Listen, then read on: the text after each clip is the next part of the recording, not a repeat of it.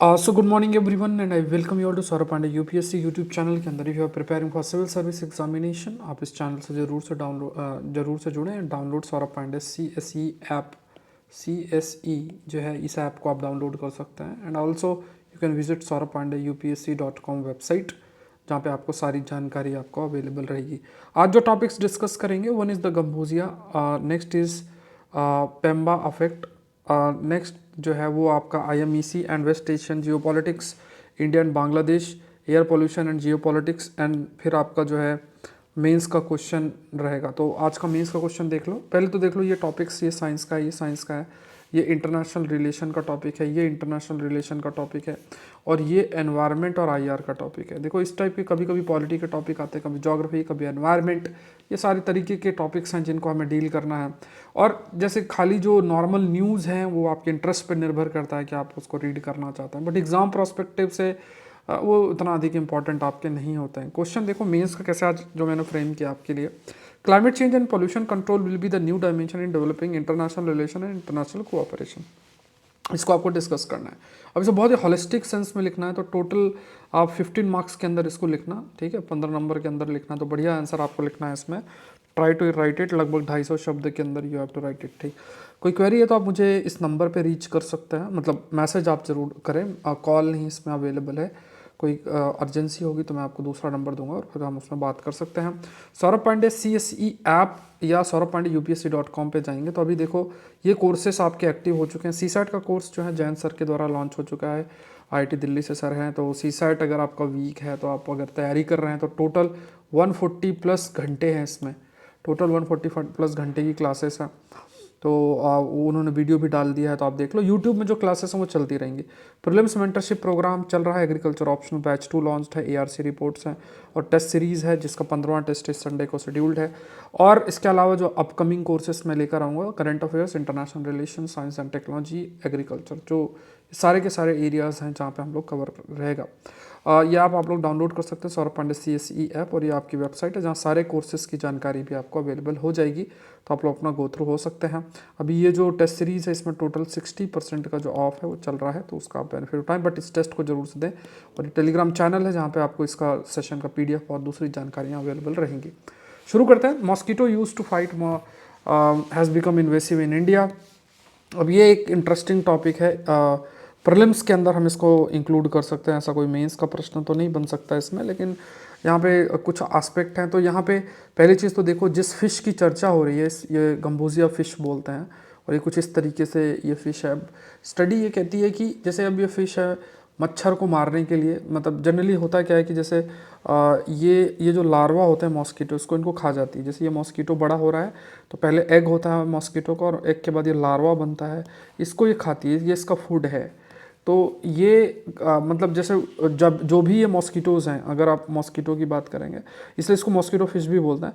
तो जो भी मॉस्किटोज़ होते हैं, तो जो भी मॉस्किटोज़ अगर आप देखोगे तो ये मॉस्किटो आपके कहीं ना कहीं काफ़ी तेज़ी से अगर मान लो फैल रहे हैं, तो मलेरिया, डेंगू और भी मॉस्किटो से द्वारा स्प्रेड जो आपकी बीमारियां हैं वो आपकी फैलती रहेंगी। मॉस्किटोज़ की अगर बात किया जाए तो उनके द्वारा जो बीमारियां हैं, जो भी डिजीज़ेज़ हैं मॉस्किटोज़ के द्वारा जो फैलती हैं वो आपकी फैलती रहेंगी because of the presence of these mosquitoes.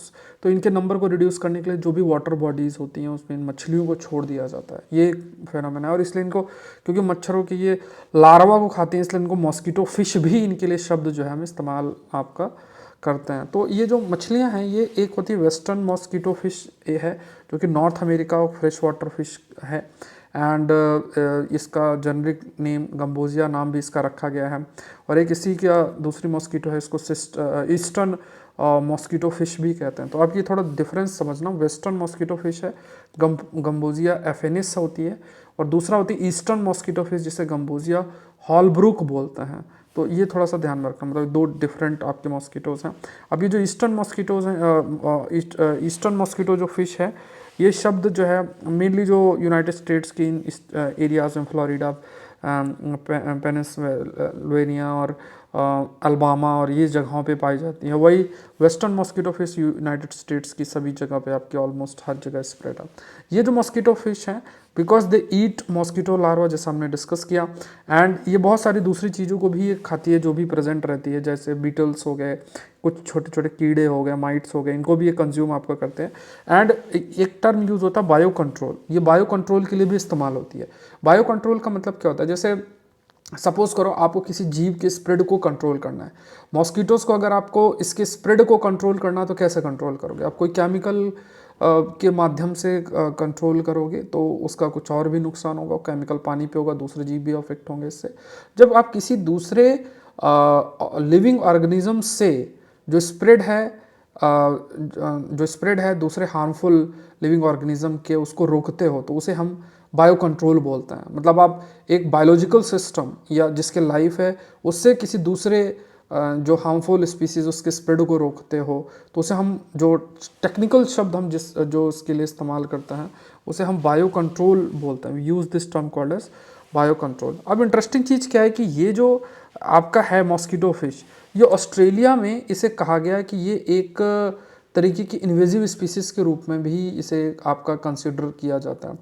तो ये थोड़ा सा इंटरेस्टिंग है। ये इसलिए इंटरेस्टिंग है बिकॉज जैसे अगर इसको मान लो वाटर बॉडीज में छोड़ दिया गया तो स्टडी ये कहती है, कुछ ऐसी स्टडीज़ हैं वो ये कहती हैं कि धीरे धीरे ये उस वाटर बॉडी में जाके दूसरी जो फिशेस हैं उनके अंडे को भी खा जाती है।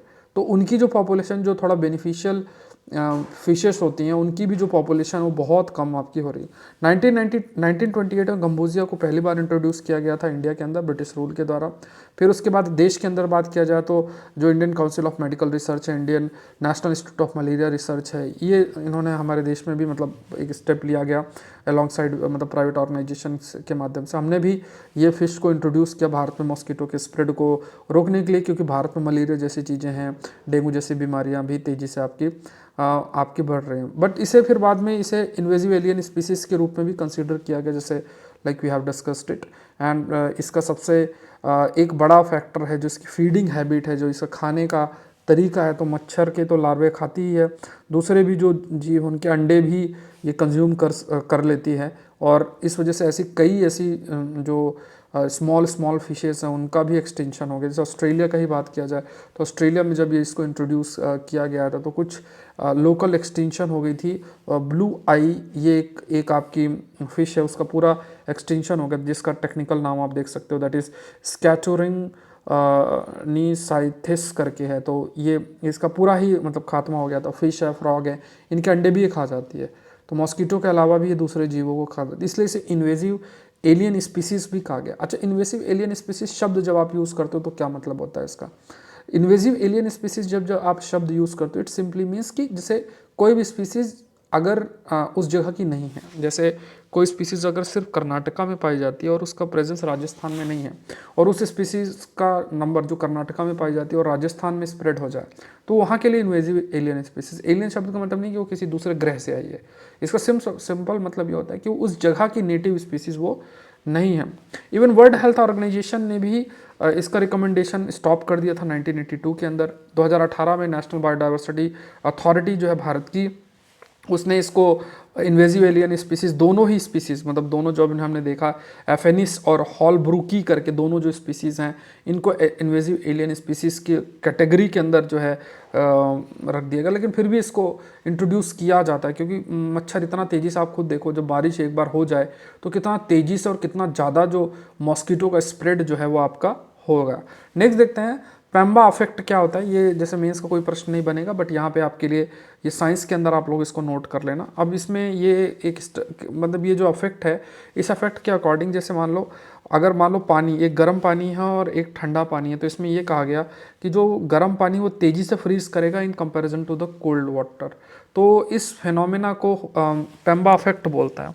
जैसे जनरली हमारा क्या मानना है कि जैसे जो ठंडा पानी है वो तो जल्दी फ्रीज करना चाहिए, लेकिन अगर सिमिलर कंडीशन में दोनों को रखा जाए, ठंडा पानी रखो उतना गर्म पानी रखो तो जो गर्म पानी है वो जल्दी आपका वी कैन से फ्रीज कर जाएगा, क्योंकि गर्म पानी है तेज़ी से हीट को लॉस करेगा बहुत तेज़ी से। और कोल्ड वाटर क्या है, वो एक स्टेबिलिटी लेकर आ जाएगा, मतलब जो आउटर एनवायरनमेंट है उसके कंटेक्स्ट में थोड़ा सा स्टेबिलिटी लेकर आ जाएगा। तो धीरे धीरे जैसे कछुए की तरह, कछुए की चाल होती है ना, वैसे धीरे धीरे ये हीट को लॉस करेगा in comparison to the hot water, जो बहुत तेज़ी से हीट को लॉस करके और फ्रीज करने का चल जाएगा। तो इस इफेक्ट को हम पेम्बा इफेक्ट भी बोलते हैं। और एक जो बच्चा था तंजानिया का स्टूडेंट था, उसने इस इफेक्ट को जो है पहले कंसीडर सबसे पहले किया था, उसी के नाम पे ये आपका रखा गया है। तो अगर मान लो आपने किया होता तो आपका नाम होता, जैसे मान लो मैंने किया होता तो पांडे इफेक्ट होता, ठीक है, सौरभ पांडे इफेक्ट upsc.com होता है इसका नाम।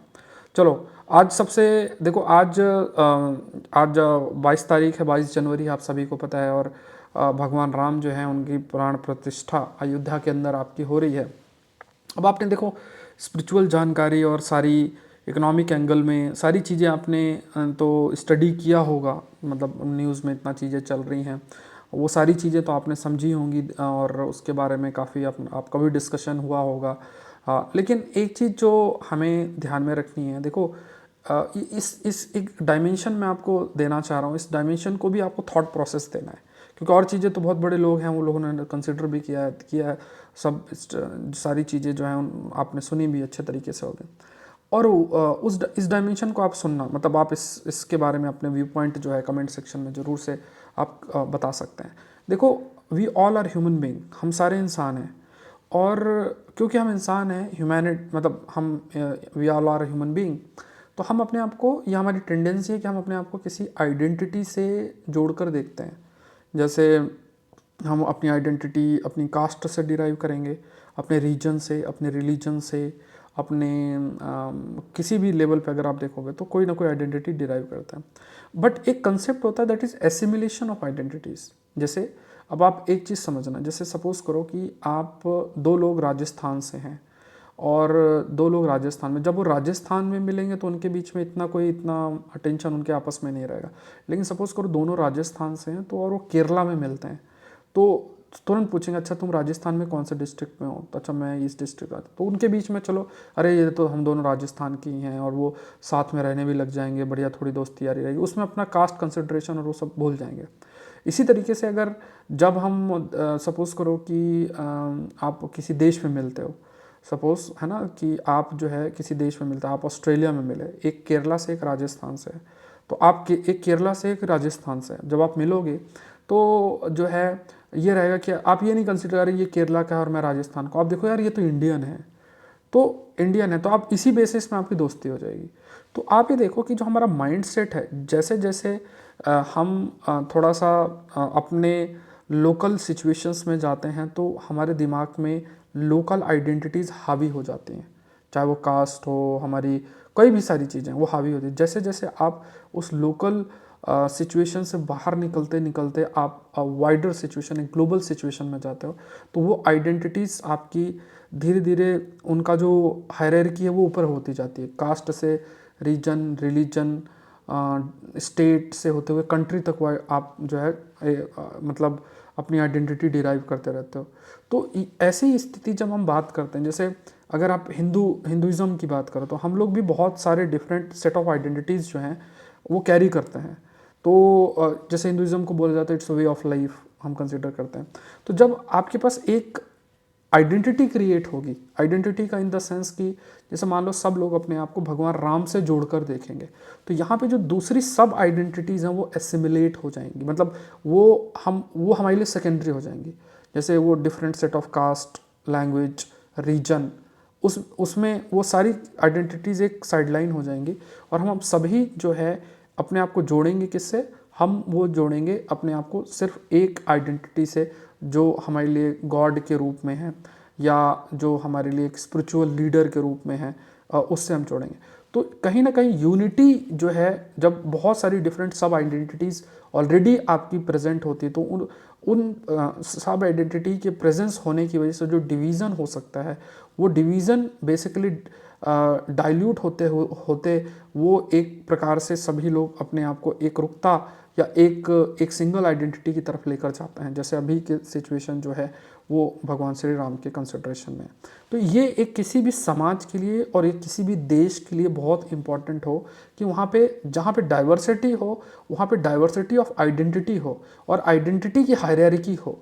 ये आप समझना, अगर सपोज करो एक सिंगल आइडेंटिटी के लेवल पे है, जैसे इस्लामिक देशों की आपकी बात करो, जैसे जो इस्लामिक देश हैं, आप इस चीज़ को समझना थोड़ा सा ना, ठीक है। इस चीज़ को आपको मैं बहुत ही एक दूसरे थॉट प्रोसेस में लेकर चल रहा हूँ। इस्लामिक देशों की बात करो, जैसे वेस्टर्न कंट्रीज़ हैं। अब वेस्टर्न कंट्रीज में देखो, एक शिया है और एक सुन्नी है, ये शिया है सुन्नी है। अब क्योंकि यहाँ पे आइडेंटिटीज़ की हायरार्की नहीं है, इनका एक सेट ऑफ बिलीफ अपना है, एक सेट ऑफ बिलीफ अपना है, तो ये अपने लेवल पे पोलराइज्ड होते हैं और अपने लेवल पे यहाँ पोलराइज्ड होते हैं और इनके बीच में कॉन्फ्लिक्ट होता है। इतना कॉन्फ्लिक्ट होता है कि विद इन कंट्रीज़ के अंदर ये आपस में डिवाइडेड है। कंट्रीज़ भी जैसे सऊदी अरेबिया जो है वो सुन्नी को रिप्रेजेंट करती है, ईरान शियास को रिप्रेजेंट करते हैं और आपस में लड़ना भिड़ना चलता रहता है। तो यहाँ पे क्यों? क्योंकि आइडेंटिटी की हायरार्की जो है वो लैक करते हैं इन देशों में जब हम बात करते हैं। बट हमारे देश में जब हम देखते हैं तो यहाँ पे एक मेजर कन्फ्लिक्ट आपको देखने को नहीं मिलेगा। क्यों? क्योंकि हमारे पास आइडेंटिटी की हायरार्की है। तो अगर आप मान लो किसी को एक सिंगल आइडेंटिटी पे पोलराइज्ड कर लोगे, मान लो सभी को एक सिंगल आइडेंटिटी, अगर डिफरेंट सेट ऑफ आइडेंटिटीज़ नहीं, मतलब आपका एक आइडेंटिटी कास्ट भी है, एक रिलीजन भी है, एक रीजन भी है, एक लैंग्वेज भी है और लोकल लेवल की 50 आइडेंटिटीज़ होती हैं। तो किसी को अगर आप इस लेवल तक लेकर जाओ, पोलराइज्ड कर सको कि वो दूसरे को अपना एक कंपटीशन माने, तो ऐसी स्थिति के चांसेस कम बन जाते हैं। आप खुद इमेजिन करो, इट्स वेरी डिफिकल्ट, क्योंकि आपको हर एक लोकल लेवल पे भी एक डिवीजन क्रिएट करना पड़ेगा। बहुत सारी जो आइडेंटिटी हायरार्की है इनके बीच में डिवीजन क्रिएट करना पड़ेगा, तभी कहीं जाके फिर आप वो कन्फ्लिक्टिंग सिचुएशन ला सकते हो। बट क्योंकि यहाँ पे आइडेंटिटीज़ की हायरार्की ऑलरेडी समाज के अंदर एग्जिस्ट करती है, तो वो बहुत मुश्किल काम है। मतलब आप ऐसा करके समाज के अंदर कन्फ्लिक्टिंग सिचुएशन नहीं ला सकते हो। अब आप ये समझो कि इन लोकल आइडेंटिटीज़ को जोड़ने के लिए एक मेजर आइडेंटिटी की ज़रूरत होती है, जिससे सभी लोग अपने आप को जो है समझ सकें, ठीक है। अब जैसे मान लो एक पॉलिटिकल पार्टी कांग्रेस का एग्जांपल लेते हैं। कांग्रेस का जब आप एग्जांपल लोगे तो आप एक सिचुएशन को समझना, जैसे पॉलिटिकल कल्चर जो है वो बहुत इम्पॉर्टेंट है कि पॉलिटिकल कल्चर जो देश के कल्चर को समझे और उससे अलाइन करे, ये बहुत इंपॉर्टेंट बन जाता है। अब इसका क्या मतलब हुआ, जैसे मैं एक एग्जांपल देता हूँ। एक समय था, एक कौन सा दिन था, जिसमें जैसे मान लो पॉलिटिकल पार्टीज़ के जो आपके जैसे कांग्रेस के तो जो 2 मेजर लीडर्स थे, उन्होंने एक पता नहीं कौन सा पेड़ था उससे फल निकाला और उसका जूस बनाया और बोला हमने इस दिन को ऐसे सेलिब्रेट किया। इंडिया के प्राइम मिनिस्टर जो है उन्होंने चाय पी और किसी के यहाँ पे जाके और एक वहाँ पे अपना जो है कुछ अपने जो भी एक्टिविटीज़ वो की। तो जो कॉमन मास हो किससे लिंक करेगा? कॉमन मास लिंक करेगा उस एक्टिविटी से जो एक्टिविटी को वो जिससे वो अपने आप को जोड़ कर देख सकते हैं। अब ऐसे फल का जूस अगर आप बना रहे हो जिसमें हमें पता ही नहीं ये तो फल कैसा है, ये कौन सा फल है, यही नहीं हमें पता है। प्लस भारत में अगर आप देखोगे तो चाय पीना और जूस पीना, मतलब भारत में कितने लोग होंगे जो घर में खुद ही जूस बना के पीते होंगे। देखो ये बहुत ही लोकल लेवल की चीज़ है, बट इस चीज़ को समझो कि वो जूस बना के और फिर अपने आप को जोड़ कर देखें। बट अगर आप दूसरी एक्टिविटी को देखोगे तो लोग अपने आप को उससे जोड़ कर देख सकते हैं कि यार एक छोटा सा गांव है, एक घर है, घर में ज़्यादा कुछ नहीं है और वो चाय बना के पिला रहे हैं, तो उस एक्टिविटी से अपने आप को जोड़ लेंगे। तो इसी तरीके से क्या होता है कि लोकल लेवल पे जो सेट ऑफ आइडेंटिटीज़ हैं वो डिफाइन किसी देश के कल्चर को करती हैं, और कल्चर से अगर हम जुड़कर जो है चीज़ों को अगर करेंगे तो लोगों के सेंटिमेंट को समझते हुए तो आप ये कह सकते हैं कि जो पॉलिटिकल लेवल पे पीपल का जो सपोर्ट है वो बना रहेगा। ये बहुत इंपॉर्टेंट बन जाता है। तो हमें थोड़ा सा इस एंगल पे सोचना है कि एक मेजर और बड़ी आइडेंटिटी हमें इसलिए चाहिए जिससे कि जो डिवीज़न है, जो डाइवर्सिटी के नाम पे डिवीज़न क्रिएट होता है, उसको एक सिंगल आइडेंटिटी से हम एकरूपता की तरफ लेकर जा सकें। बाकी आपने देखो ये मैंने अपना ओपिनियन दिया है, लेकिन बाकी चीज़ें इकोनॉमिक बेनिफिट क्या है, स्पिरिचुअल बेनिफिट क्या है और सारी चीज़ें जो हैं वो तो आप लोगों ने पढ़ी ही होंगी, तो वो तो अपना आप देख सकते हैं। चलो एक क्वेश्चन देखते हैं। अब ये सब बातें मैं आपको बोल दिया हूँ, अब ऐसे ही कई बातें जो हैं आती हैं और आप देखोगे कि मैंने चर्चा कई बार की थी, उसमें मेंस के भी प्रश्न आए हुए हैं। जो चाइल्ड के ऊपर चर्चा की थी तो आपको याद होगा, तो उसमें भी मेंस में प्रश्न आए हैं। तो ऐसे ये भी डिस्कशन को थोड़ा सा आप लोग सीरियसली ले सकते हैं। The revival of IMAC idea and the topic geopolitics. तो यहाँ पे आप देख लो, इस पर हमने काफ़ी चर्चा कर रखी है। तो ये जैसे ये पोर्ट है, मुद्रा पोर्ट से होते हुए फिर यहाँ पे आपका सऊदी अरेबिया, फिर ये हैफ़ा होते हुए, और ये पूरा रूट है, इसका नाम IMEC है। अब यहाँ पे अभी हाउतीज़, यमन यमन के अंदर हाउतीज़ हैं, वो यहाँ पे बहुत अधिक डिस्टर्बेंस कॉज कर रहे हैं। यहाँ डिस्टर्बेंस करेंगे, यहाँ डिस्टर्बेंस कॉज करेंगे। तो इस हाई डिस्टर्बेंस कॉज करने की वजह से क्या होगा कि ये पूरा का पूरा जो रूट है ये आपका अफेक्ट हो रहा है। अभी ये इतना ज़्यादा एक्टिव ये रूट नहीं है, क्योंकि ये एक अल्टरनेटिव रूट बन सकता है। जैसे यहाँ से आप गए और यहाँ से जाने के बाद रोड और रेल के माध्यम से फिर हैफा होते हुए फिर आप यूरोप तक रीच कर सकते हैं। इस कॉरिडोर को IMEC, India middle east economic corridor भी बोलते हैं। बट अगर मान लो यहाँ पे अटैक शुरू हो जाएगा, इस जगह पे अटैक हो, तो ये रूट भी काफ़ी हद तक आपका अफेक्ट हो सकता है। तो ये जियोपॉलिटिक्स आपका कंटिन्यूस बेसिस में चल भी रहा है। और ये जो यमन कॉन्फ्लिक्ट है, इसकी वजह से जो भी शिपिंग इंडस्ट्री, उनको कॉन्फिडेंस भी जा रहा है कि सुएज कनाल से जाएं ना जाएं, पता नहीं क्या होगा, अटैक हो जाएगा। आप मान लो किसी रास्ते पे जा रहे हो और उसको आपको पता है यहाँ पे कोई हमला हो सकता है, तो आपको खुद भी मन नहीं करेगा उधर जाने का। मतलब आपके मन में भी काफ़ी हद तक जो है वो डर काफ़ी हद तक जो है वो रहेगा। फिर उसके बाद जैसे कई ऐसी चीज़ें कनेक्ट भी की गई, जैसे अभी इसमें देखेगा सऊदी अरेबिया और इज़राइल कनेक्ट किया गया है। फिर अल हदीता सऊदी में, तो हैफा इज़राइल के अंदर, इसको कनेक्ट किया गया। रेल प्रोजेक्ट जैसे इतिहाद रेल और GCC रेल, इनके माध्यम से कनेक्टिविटी जो है वो आपकी की गई। तो ये कनेक्टिविटी है। फिर एक पोर्ट है फुजायरा एंड जबल अली, इन पोर्ट्स को भी से भी कनेक्टिविटी आपकी स्टैब्लिश की। तो थोड़ा ये मैपिंग के क्वेश्चंस याद रखना, ठीक है। ये सब इसी जगह पे लोकेटेड है, अल हदीदा, और ये इसी तरह के मैपिंग के प्रश्न आपके लिए, लोगों के लिए बनते भी हैं, ध्यान रखना है। फिर इसमें कहा गया कि trade beside trades electricity digital cable IMEC is propose to carry hydrogen pipelines. ये हाइड्रोजन पाइपलाइंस भी कैरी करेगा, मतलब हाइड्रोजन का ट्रांसमिशन होगा, जो कि सोर्स ऑफ एनर्जी के रूप में भी आपका रहेगा। हाइड्रोजन पाइपलाइन भी रहेंगे।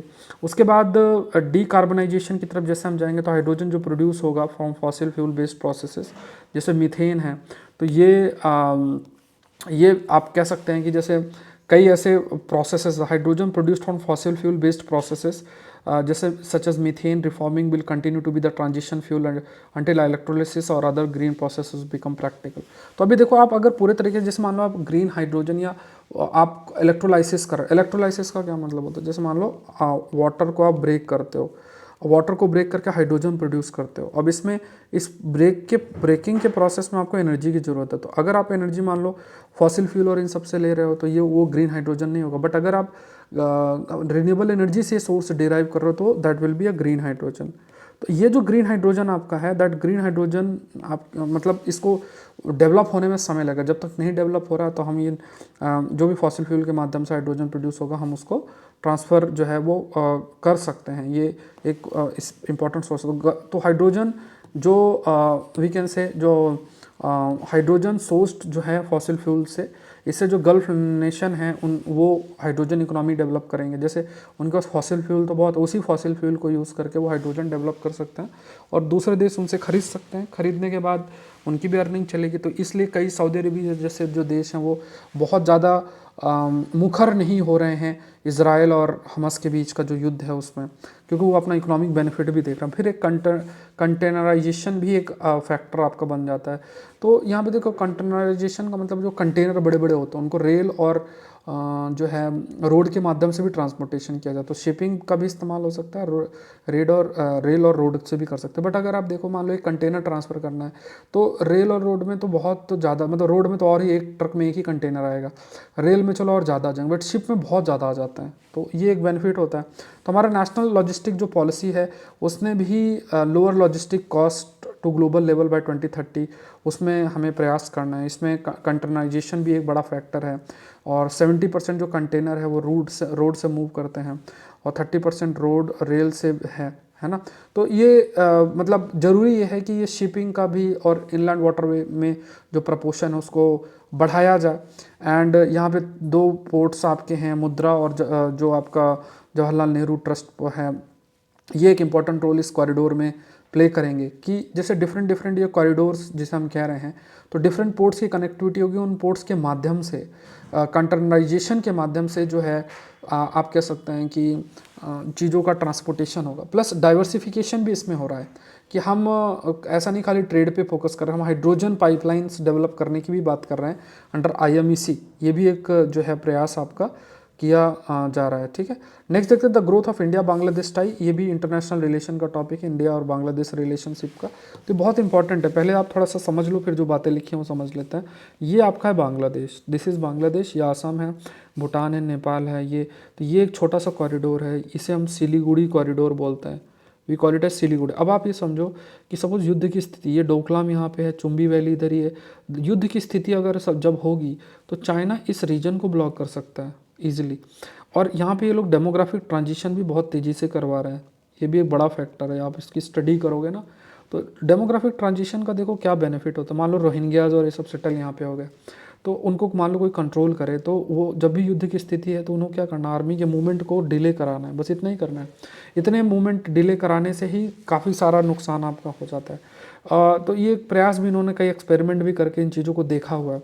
तो एक तो आप ये देखो कि ये पूरा ये रूट आप ब्लॉक हो जाए तो इंडिया को अल्टरनेटिव भी चाहिए, तो अल्टरनेटिव हम बांग्लादेश के माध्यम से रीच कर सकते हैं। प्लस यहाँ पे जोग्राफिकल कंस्ट्रेंट भी इतना सा तो है ये, तो ये बांग्लादेश के माध्यम से आप अच्छा ट्रांसपोर्टेशन जो रूट है वो डेवलप कर सकते हो। तो अल्टरनेटिव रूट डेवलप करने के लिए हमें बांग्लादेश की बहुत ज़रूरत है, ये सबसे इंपॉर्टेंट बनता है नॉर्थ ईस्ट की कनेक्टिविटी के लिए। प्लस ये अगर आप देखोगे तो ये आपका तो म्यांमार हो गया। अब इस म्यांमार में तो अभी चाइना का ही पूरा कंट्रोल है, तो अभी ये तो हमारा बहुत रुका हुआ है ना। मतलब हम चाह रहे थे कि म्यांमार के माध्यम से पूरा जो साउथ ईस्ट एशियन देश हैं उनसे जुड़ें और हम अपनी एक्ट ईस्ट पॉलिसी बढ़िया स्ट्रॉन्ग करें, जो एक्ट ईस्ट पॉलिसी है उसके माध्यम से हम स्ट्रॉन्ग करें।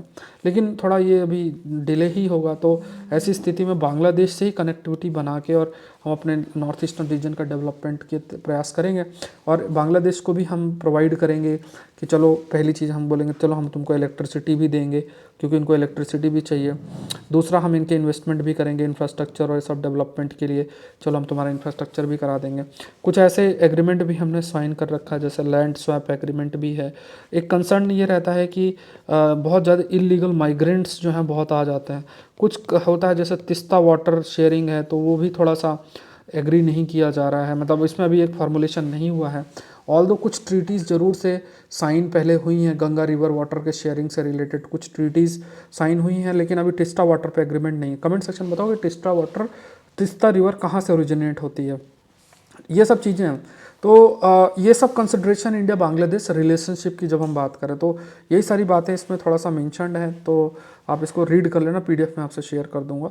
ट्रेड आप देख लोगे तो यहाँ पे Bangladesh has emerge India's largest trade partner south Asia में। बायलेटरल ट्रेड लगभग इतना है, $18 बिलियन के आसपास आपका है। इंफ्रास्ट्रक्चर में बात करें तो बहुत सारे इंफ्रास्ट्रक्चर प्रोजेक्ट में भी हम इंडिया बांग्लादेश आपका मतलब पार्टनर भी हैं।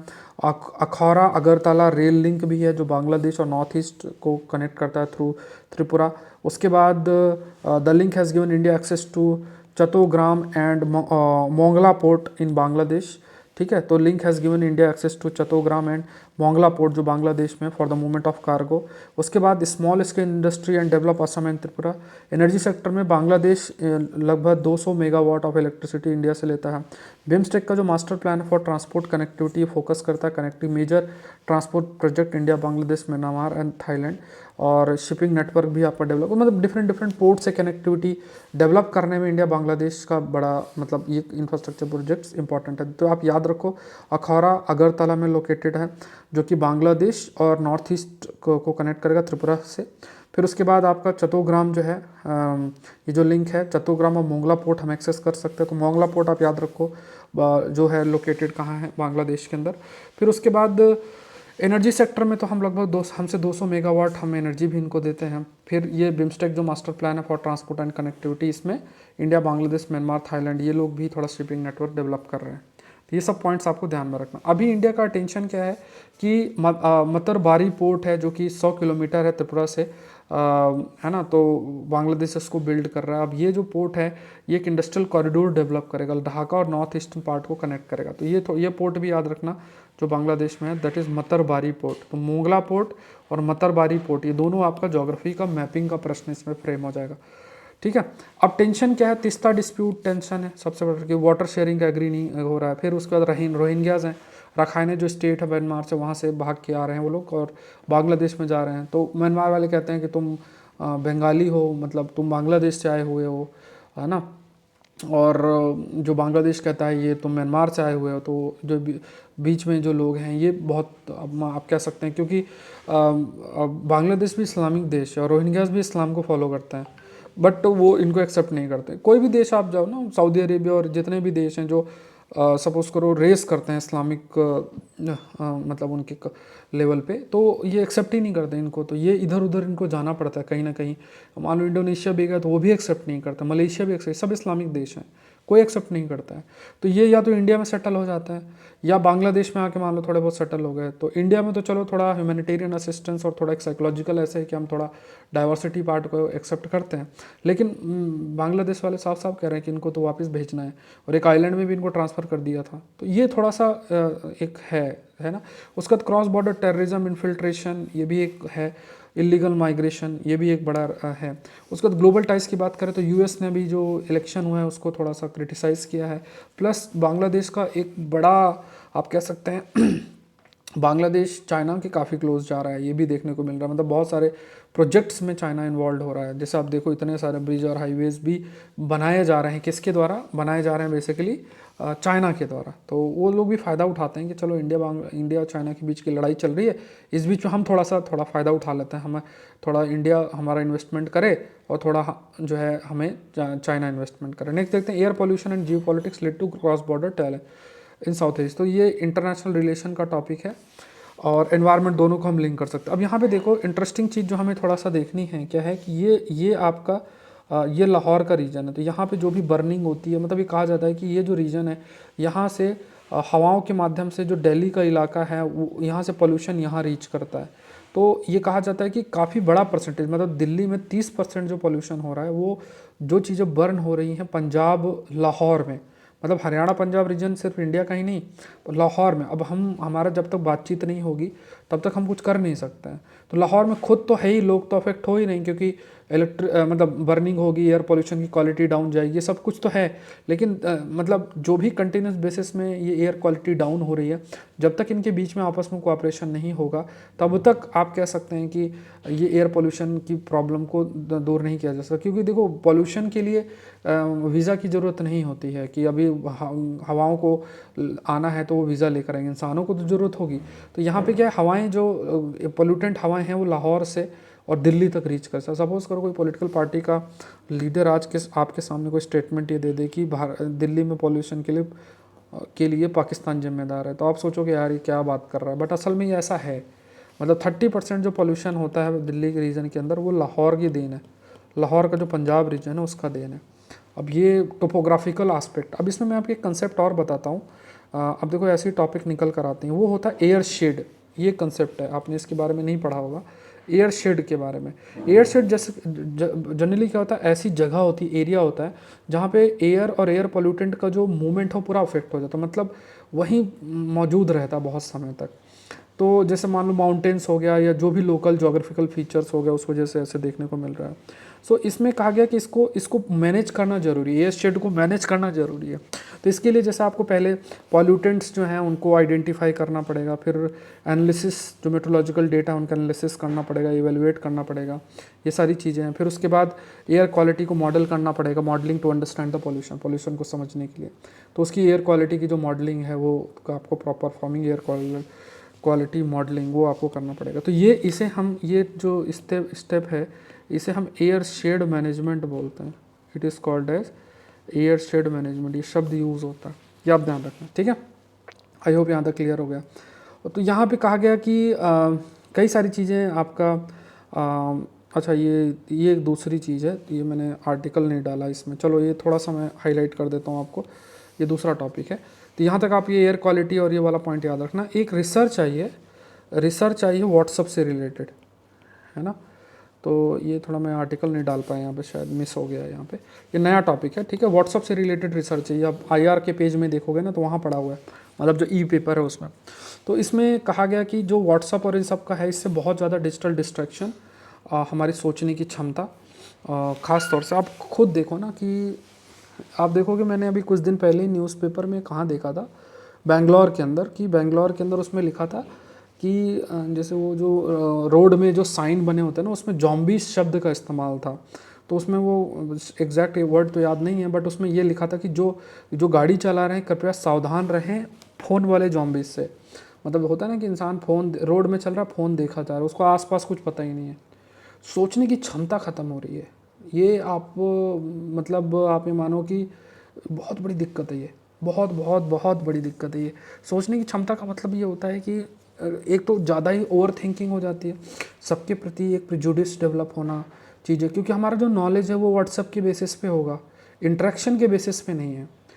जब आपका नॉलेज इंटरेक्शन के बेसिस में होगा तो उसमें स्टेबिलिटी होगी, उसमें कंटिन्यूटी ऑफ थॉट होगा। आप खुद देखो, इस चीज़ को ऑब्जर्व करो, आप कंटिन्यूसली बहुत ज़्यादा मोबाइल फ़ोन या डिजिटल चीज़ों का इस्तेमाल करोगे, आपके थॉट में स्टेबिलिटी नहीं रहोगे। आज अभी ये सोचो, थोड़ी देर में ये सोचोगे, थोड़ी देर वो सोचोगे। जिस तरीके शॉर्ट्स के वीडियो को ऊपर नीचे करके हम देखते रहते हैं, तो ये सब क्या हो रहा है, ये आपकी माइंड की या विचारों को फटाफट चेंज कर रहा है, ये आपके माइंड को तैयार कर रहा है, थॉट की कंटिन्यूटी ब्रेक कर रहा है। जैसे फॉर एग्जांपल, जब आप मान लो शॉर्ट्स देख रहे हो, अब आप ऊपर नीचे ऐसे करते जा रहे हो, डोपामिन रिलीज हो रहा है, आप प्लेजर फील कर रहे हो, बट आप इस चीज़ को समझो कि आपका माइंड भी अभी ये थॉट किया, फिर 30 सेकंड के अंदर वो थॉट किया, फिर 10 सेकंड के अंदर वो थॉट किया। ये अब आप समझो, पहले ही बोला गया कि वीडियो 1 मिनट का होगा तो उसमें लोग देखेंगे। अब उसमें भी स्टडी कहती है कि अगर आपका वीडियो 20 सेकंड का होगा तो उसको देखेंगे। किसी वीडियो को आप 1 मिनट तक देखते ही नहीं हो, आपका अटेंशन 10 सेकंड 20 सेकंड से ज़्यादा नहीं है। और ये क्यों है? फटाफट थॉट्स चेंज हो रहे हैं। तो ये एक आपके सोचने की क्षमता, किसी चीज़ को समझना है या आपको बिहेवियर एस्पेक्ट या जो थॉट प्रोसेस डेवलप करना है, तो उसमें कंटिन्यूटी ऑफ थॉट बहुत ज़रूरी है। विचारों का थॉट बहुत जरूरी, मतलब विचार जो आ रहे हैं उनके उनमें एक रुकता और एक सोच, एक लंबी सोच होना जरूरी है। बट कहाँ, वो सब तो चीज़ें जा रही हैं। तो ये एक बड़ा चैलेंज है। तो ह्यूमन बिहेवियर पर भी इसका बहुत असर है। जो ये कंप्यूटर से इसका असर जो ह्यूमन बिहेवियर में भी है, व्हाट्सअप और इन सबका बहुत रोल है। देखो, मेरे द्वारा तो अभी कोई भी ना अकाउंट ना इंस्टाग्राम में है ना फेसबुक में। कोई कहता है कि सर आपको चैनल ग्रो करना है तो आपको यहाँ पे अकाउंट बनाना पड़ेगा, सर आपको फेमस होना है तो आपको करना पड़ेगा। बट अब पता नहीं, अभी तक तो नहीं किया। मुझे 8 साल हो गए, लगभग 8 साल 9 साल होने जा रहे हैं इस फील्ड के अंदर। पहले तो चलो दूसरी बड़ी बड़ी संस्थाएं हैं जो आप एड टेक में देख रहे हो, जो बड़े बड़े नाम हैं, वहाँ पे मैंने काम किया है अच्छे तरीके से, काफ़ी समय तक काम किया है, उनके लिए भी काफ़ी कंट्रीब्यूट किया है उनके ग्रोथ के अंदर। अब हम अपने लेवल पे काम कर रहे हैं, ठीक है। तो अभी जो भी चैलेंजेस आ रहे हैं, सारी चीज़ें हम लोग फेस कर रहे हैं। बट ठीक है, यहाँ पे अभी देखना है कि अब कई बार मन में आता है कि करना चाहिए कि नहीं करना चाहिए, बट फिर मन में आता है कि यार इस टाइप से करो, समझ में नहीं आता कैसे करें। ये भी एक बड़ा फैक्टर बनता है। दूसरा देखो, मेमोरी है। देखो, एक ये बहुत इंटरेस्टिंग चीज़, मैंने इस पर आपको कई बार बोला भी है। देखो, मेमोरी बहुत ज़रूरी है रिलेशन को बनाने के लिए। मेमोरी का बहुत, देखो एक चीज़ आप समझो कि टेक्नोलॉजी ने हर एक ह्यूमन इंटरेक्शन को रिप्लेस कर दिया। समझना इस चीज़ को। आप समझो कि आप अपने बड़े बुजुर्गों से बात करोगे तो कैसे होता था। मान लो सुबह गए और समोसा लाना है, मिठाई लाना है, ठीक है। तो जो हलवाई होता था, वहाँ पे हलवाई की दुकान होती थी, उससे गए तो पूछा बात, यार बिटिया क्या कर रही है, बच्चा क्या कर रहा है, इस टाइप की बातें हो जाती। तो वो भी जो है वो भी अपना एक लेवल का इंटरेक्शन कर लेता था। तो ये जो इंटरेक्शन था, जिस बेसिस में आप कह सकते हो धीरे धीरे इंटरेक्शन बनता गया। अब जैसे शादी हो रही है, घर में कोई फंक्शन है, तो उस मिठाई वाले को ही बुला लिए, उसको अंकल ना कह के चाचा बोलते थे लोग। इस टाइप की सिस्टम बना हुआ था। दूसरी चीज़ों में देखोगे तो जा रहे हो, रास्ते में जा रहे हो, रास्ता भटक गए, बोले कहाँ जाना है, तो काका किधर मुड़ना है, तो वो लोग वहाँ बैठे रहते तो वो आपको बताते थे। तो आप सोचो कि ये चीज़ें क्या हैं, ये बेसिस थे इंसानों के इंटरेक्शन के लिए, बट टेक्नोलॉजी ने इसकी जगह ले ली। तो हमारे लिए सब कस्टमर है और सब हमारे लिए एलियन टाइप है। और सबके प्रति हमारे अंदर प्रिजुडिस है। अरे ये ऐसा होगा, ये ऐसा हो सकता है, वो ऐसा हो सकता है। हमने ये तो जान लिया कि मशीन से कैसे इंटरेक्ट करना है, बट हमें इंसानों से कैसे इंटरेक्ट करना है वो हम भूलते जा रहे हैं, क्योंकि वो चीज़ डिपेंड करती है मेमोरी पे।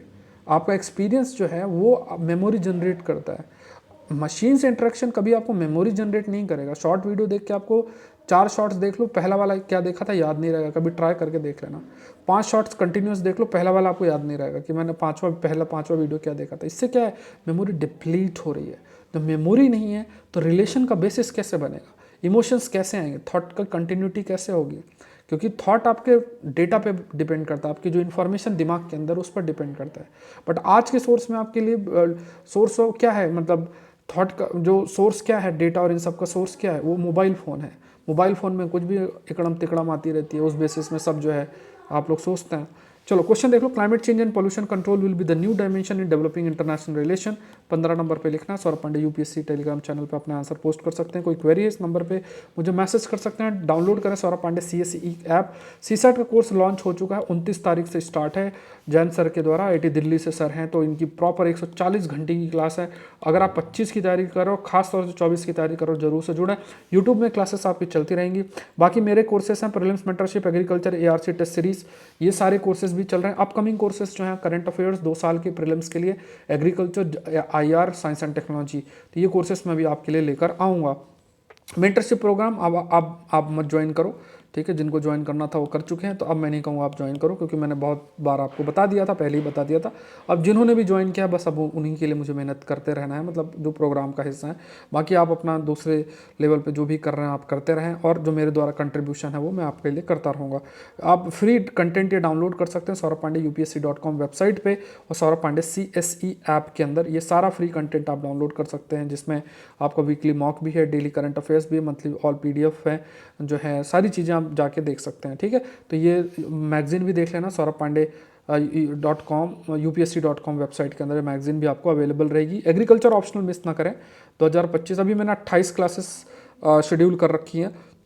आप बैच 2 ही ज्वाइन करें, ठीक है। वो बैच 1 जो है ख़त्म हो चुका है, जिसका प्राइस 19,000 के ऊपर है, उसको नहीं करना है। एक कोर्स जो 7,999 का, उसको ज्वाइन करना है, ठीक है। अब इसमें आप सोच के ज़्यादा ना करें, जल्दी से ज्वाइन करके अपनी क्लासेस करें। Saurabh Pandey UPSC telegram channel है, जहाँ पे इस सेशन का PDF आपको मिल जाएगा। सब चीज़ का लिंक आपको डिस्क्रिप्शन बॉक्स में मिलेगा। मिलते हैं नेक्स्ट सेशन के अंदर। Thank you everyone, thank you.